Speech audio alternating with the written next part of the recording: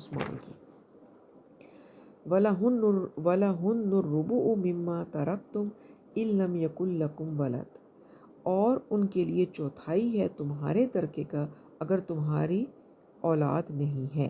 یعنی کہ اب عورتوں کی بات ہو رہی ہے، بیویوں کی، کہ ان کے لیے کیا ہے، اگر تو ان کی کوئی اولاد نہیں ہے تو شوہر کا جو ترکہ ہے اس میں سے بیوی کو چوتھائی حصہ ملے گا۔ فَإِن كَانَ لَكُمْ وَلَدٌ فَلَهُنُّ الثُّمُنُ مِمَّا تَرَكْتُمْ، اور اگر تمہارے اولاد ہے تو ان کے لیے 8واں حصہ ہے تمہارے ترکے میں سے۔ یعنی اگر اولاد ہے تو شوہر کی جو ترکہ ہے اس میں سے بیوی کا پھر 8واں حصہ ہوگا، یعنی کم ہو جائے گا، اور باقی حصہ جو ہے وہ اولاد میں تقسیم ہوگا۔ اور یہ بھی پھر وہی اصول آئے گا، مِن بَعْدِ وَصِیَّةٍ تُوصُونَ بِہَا أَوْ دَیْنٍ، اس وصیت کی تعمیل کے بعد جو تم نے کی ہوگی یا قرض ادا کرنے کے بعد۔ اگر مرنے والے نے کوئی اولاد نہیں چھوڑی تو پھر جو قرض ہے وہ ادا کرنے اور وصیت کو پورا کرنے کے بعد اس کی بیوی کو اس کے ترکے کا چوتھائی ملے گا، اور اگر اس کی کوئی اولاد ہے تو اس صورت میں قرض ادا کرنے کے بعد، وصیت پوری کرنے کے بعد بیوی کا 8واں حصہ ہوگا۔ ٹھیک ہے جی۔ اور اگر بیویاں ایک سے زیادہ ہیں، 2 ہیں، 3 ہیں یا 4 ہیں، تو پھر بھی وہ جو حصہ ہے 8واں وہ سب بیویوں میں پھر تقسیم ہو جائے گا۔ یہ نہیں ہے کہ ہر ایک کو 8واں ملے گا، بلکہ وہ 8 حصے ان 2 یا 3 یا 4 بیویوں میں پھر تقسیم ہو کے اور کم ہو جائیں گے۔ وَإِن كَانَ رَجُلٌ يُورَثُ كَلَالَةً أَوِ امْرَأَةٌ، اب یہ ایک نئی چیز آ رہی ہے اور یہ ہے کلالہ۔ اور اگر کوئی شخص جس کی وراثت تقسیم ہو رہی ہے کلالہ ہو، مرد ہو یا پھر وہ عورت ہو۔ اب کلالہ کیا ہوتا ہے؟ کلالہ سے مراد وہ مرد یا عورت ہیں کہ جن کے نہ تو والدین زندہ ہیں اور نہ ہی ان کی کوئی اولاد ہے، نہ ان کے اوپر کچھ ہے وارث، نہ ہی نیچے کوئی وارث ہے، تو اس وراثت کو کلالہ کی وراثت کہتے ہیں۔ اس میں کیا ہوگا؟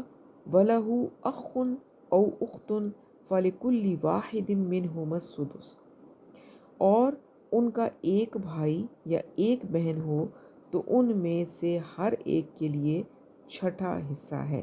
یعنی وہ جو کلالہ ہے جس کے ماں باپ بھی نہیں ہیں، اولاد بھی نہیں ہے، اگر ان کی ایک بہن یا ایک بھائی ہوگا تو پھر کیا ہوگا؟ ہر ایک کو 6واں حصہ ملے گا۔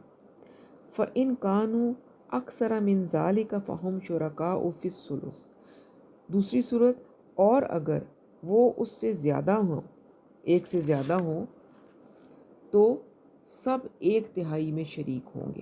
یعنی ان سب کو پھر 1/3 میں تہائی جو وراثت ہے وہ پھر ان میں تقسیم کر دی جائے گی۔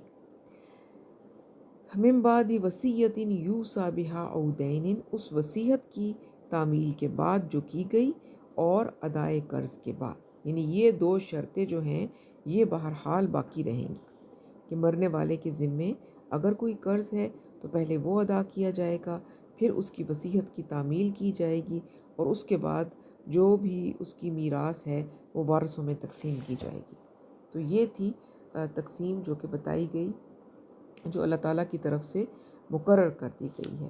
پھر اس کے اندر سے اور شکیں مفتی حضرات نے نکالی ہیں، اور اسی لیے جب کبھی کوئی وراثت تقسیم کرنے کا موقع ہوتا ہے تو مفتی حضرات سے پھر فتویٰ لیا جاتا ہے، وہ پھر تمام احوال پوچھ کر اور وہ اپنا فتویٰ دیتے ہیں کہ کس کو کتنا کتنا جائے گا، کیونکہ صرف اس کو پڑھ لینے سے ہمارے لیے تقسیم کرنا ممکن نہیں ہے، کیونکہ یہ بہت ڈیٹیل چیز ہے جو کہ ہم نے 4 آیتوں میں پڑھی ہے۔ تو اس کو ہم نے جسٹ پڑھ لینا ہے کہ تھوڑا ایک خاکہ ہمارے مائنڈ میں ہو، اور اس کے بعد جب ڈیٹیل ہے وہ بہت زیادہ ہے اس کی۔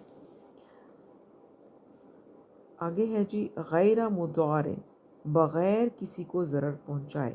تو کیا مراد ہے کہ یہ جو سارا کام ہے یہ ایسا ہونا چاہیے کہ کسی کو ضرر پہنچنے کی نیت نہ ہو، یعنی کسی کو کوئی نقصان نہ پہنچایا جائے، کوئی وصیت میں کمی پیشی نہ کی جائے۔ وصیت من اللہ، اور اللہ تعالیٰ نے اینڈ پہ کیا فرمایا کہ یہ وصیت ہے اللہ کی طرف سے، یعنی یہ تمہارے لیے یہ جو آیتیں نازل ہوئی ہیں جس میں وراثت کے قوانین بتائے گئے ہیں، اللہ نے فرمایا کہ یہ اللہ تعالیٰ کی طرف سے مقرر کردہ ہیں اور یہ تمہارے لیے تاکیدی حکم ہے۔ واللہ علیم حلیم، اور پھر ساتھ ہی بتا دیا کہ اللہ تعالیٰ سب کچھ جاننے والا بھی ہے اور حلم والا بھی ہے، یعنی اس کے جو حلم اور بردباری ہے اس پر دھوکہ نہ کھاؤ کہ وہ تمہیں پکڑ نہیں رہا، نہ جانے اس کے تحمل جو ہے وہ اللہ تعالیٰ بڑے متحمل ہے، اللہ تعالیٰ وہ لوگوں کو موقع دیتے ہیں تو اس سے دھوکہ نہیں کھانا چاہیے، اور کیونکہ اللہ تعالیٰ کی جب گرفت آتی ہے تو وہ بہت ہی سخت ہوتی ہے۔ اللہ تعالیٰ قرآن میں فرماتے ہیں اِنَّ بَطْشَ رَبِّكَ لَشَدِيدٌ، یقیناً تمہارے رب کی پکڑ بڑی سخت ہے۔ اللہ تعالیٰ ہمیں اپنی پکڑ سے محفوظ رکھے، سب کو اپنی پکڑ سے محفوظ رکھے۔ تو اللہ تعالیٰ جب موقع دیتے ہیں تو یہ نہیں سمجھنا چاہیے کہ بس ٹھیک ہے، مطلب اور زیادہ بندے کو گناہ کے اوپر اصرار نہیں کرنا چاہیے۔ تِلْکَ حدود اللہ، یہ اللہ تعالیٰ کی مقرر کی ہوئی حدود ہیں۔ یہ سارا کچھ بتانے کے بعد اللہ تعالیٰ نے کیا بتایا؟ یہ اللہ کی مقرر کردہ حدود ہیں جو بتائی گئی ہیں۔ وَمَن يُطِعِ اللَّهَ وَرَسُولَهُ يُدْخِلْهُ جَنَّاتٍ تَجْرِی مِن تَحْتِهَا الْأَنْہَارُ، پھر آگے وہی چیز بتا دی گئی کہ جو اللہ اور اس کے رسول کی اطاعت کرے گا وہ اللہ تعالیٰ داخل کرے گا ان کو ان باغات میں کہ جن کے دامن میں ندیاں بہتی ہوں گی، خالدین فیہا، اور وہ ہمیشہ اس میں رہیں گے، اور وَذَالِکَ الْفَوْزُ الْعَظِیمُ، اور یہ سب سے بڑی کامیابی ہے۔ جنت کا حاصل کر لینا سب سے بڑی کامیابی تو یہ ہے، اصل کامیابی تو یہ ہے۔ وَمَن يَعْصِ اللَّهَ وَرَسُولَهُ وَيَتَعَدَّ حُدُودَهُ، اور جو کوئی نافرمانی کرے گا اللہ اور اس کے رسول کی اور تجاوز کرے گا اس کی حدود سے، یعنی اس کی حدود سے آگے بڑھے گا، ان کو پورا نہیں کرے گا، اس کے لیے کیا ہے؟ یدخلہ نارا خالدا فیہا، وہ داخل کرے گا ان کو آگ میں جس میں کہ وہ ہمیشہ رہیں گے، وَلَهُ عذاب مہین، اور ان کے لیے ایک ذلت آمیز عذاب ہوگا۔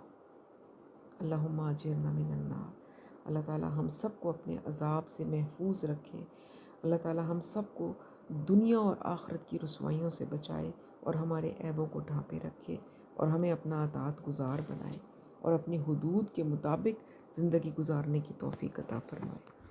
سبحانک اللہم و بحمدک، نشہد ان لا الہ الا انت، نستغفرک و نتوب الیک۔